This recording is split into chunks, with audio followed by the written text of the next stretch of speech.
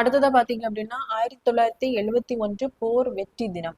So இந்த topic பாத்தீங்க அப்படின்னா குரூப் 1 மெயின் சிலபஸ் பேப்பர் 2 ஹிஸ்டரியில வந்து கவர் ஆகும். ஸோ 1965ஆம் ஆண்டு பாத்தீங்க அப்படின்னா இந்தியா மற்றும் பாகிஸ்தானுக்கு இடையே ஒரு போர் வந்து நடைபெற்றிருக்கும். அதே மாதிரி 1971ஆம் ஆண்டு வந்து இதை வந்து பெங்களாதேஷ் லிபரேஷன் வார். பெங்களாதேஷ் பாத்தீங்க அப்படின்னா பாகிஸ்தான்ல இருந்து தனி நாடாக இந்த போருக்கு பிறகு வந்து உருவெடுத்திருக்கும். ஸோ இந்த பெங்களாதேஷ் பாத்தீங்க அப்படின்னா இந்தியா வந்து சப்போர்ட் பண்ணியிருப்பாங்க. ஸோ அதற்காக தான் இந்த போர் வந்து நடைபெற்றிருக்கும்.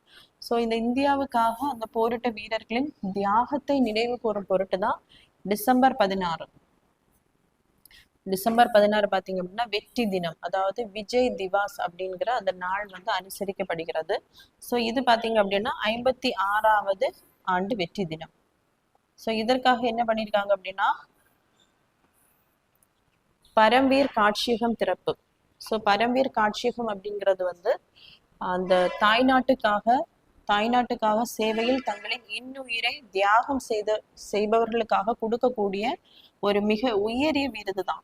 ஸோ தியாகம் செய்பவர்களுக்காக கொடுக்கக்கூடிய உயரிய விருது தான் இந்த பரம்வீர் அப்படிங்கிற விருது. ஸோ அதற்கான ஒரு காட்சியகத்தை திறந்து வைத்திருக்காங்க அப்படின்னா குடியரசுத் தலைவர் மாளிகையில தான் இதை திறந்து வச்சிருக்காங்க. ஸோ இதுல பாத்தீங்க அப்படின்னா இந்த பரம்வீர் காட்சியகத்துல வந்து 21 பரம்வீர் விருதாளர்களின் படம் வந்து அந்த பரம்வீர் மாளிகையில வந்து பொறிக்கப்பட்டிருக்கு.